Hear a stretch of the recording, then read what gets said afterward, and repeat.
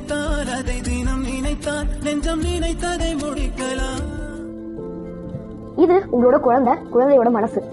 நீங்க உங்க குழந்தைய டிமோட்டிவேட் பண்றப்ப நீ உருப்படவே மாட்ட, நீ ஒண்ணுத்துக்குமே லாய்க்கு இல்ல, உன்னால வரையவே முடியாது, நீ ஸ்போர்ட்ஸ்ல ரொம்ப வேஸ்ட், இப்படி நீங்க டிமோட்டிவேட் பண்றப்ப குழந்தையோட மனசுல குடிவாதமும் கோவமும் நிறைய பேட் வேர்ட்ஸ் மட்டும்தான் இருக்கும். சப்போஸ் நீங்க இதை சரி பண்ணணும்னு நினைக்கிறீங்கன்னா